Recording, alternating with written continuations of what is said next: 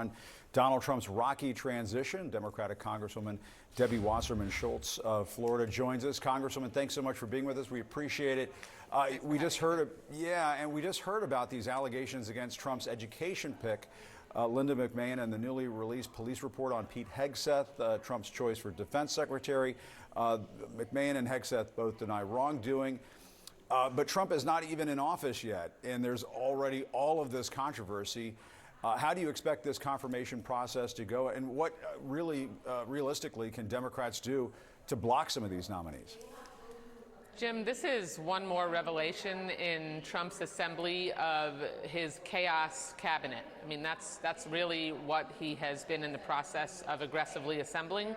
I mean, to nominate a woman who is at the center of a lawsuit where she was accused of looking the other way, again, about child sexual abuse allegations. I mean, for years. I understand that she's denying it, but this is an accusation, and there was credibility lent to it over many years, and so of all of the people that could run the Department of Education, which is responsible for caring for the education of our nation's children and their well-being, someone with those kinds of allegations in her background is who he chose, not to mention that she also once lied about having an education degree and has absolutely no experience in running an agency like this.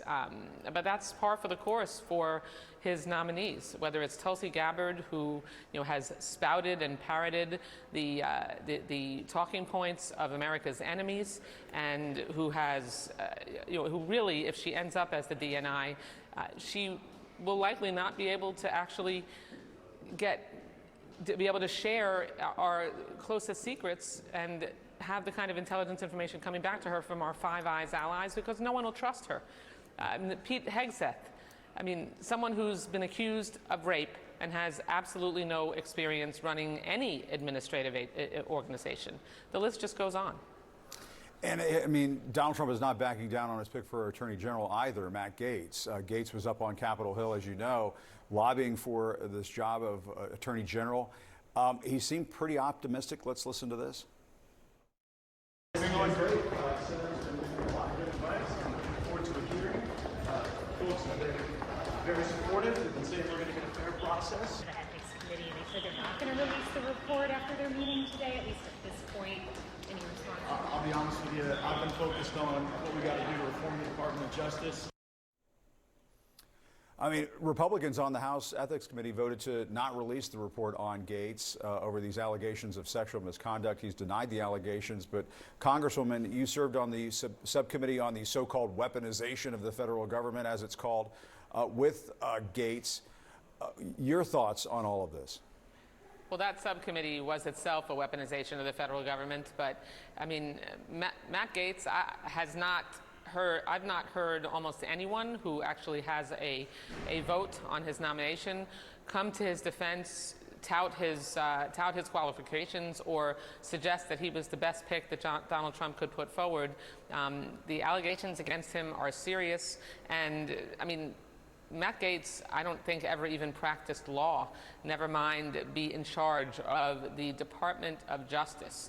I mean, someone who was investigated by the Department of Justice and someone who has the kind of allegations against him really should not be the person that the President of the United States has chosen to lead our system of justice.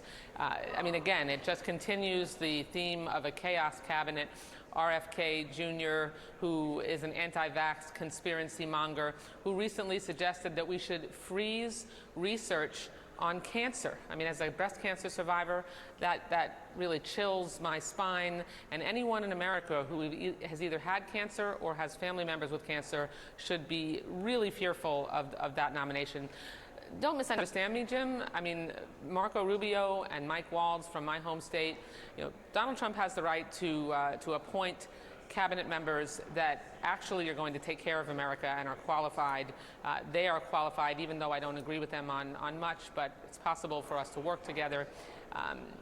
Wreaking havoc in the United States of America and jeopardizing our national security, as Tulsi Gabbard and Matt Gaetz both would do, and Robert F. Kennedy Jr., to say nothing of Dr. Oz, who is someone who's embraced pseudoscience and who would jeopardize my seniors on Medicare and Medicaid, and really has to be fully vetted before there's a confirmation decision. But Congresswoman, and forgive me for pushing back a little bit, I mean, elections do come with consequences, do they not? And if the American Certainly. people voted for this, isn't this what they get at the end of the day? They do have consequences, which is why I said someone like Marco Rubio and Mike Waltz, you know, although even though I don't agree with them on a lot, those are responsible picks, people who who have the kind of experience necessary.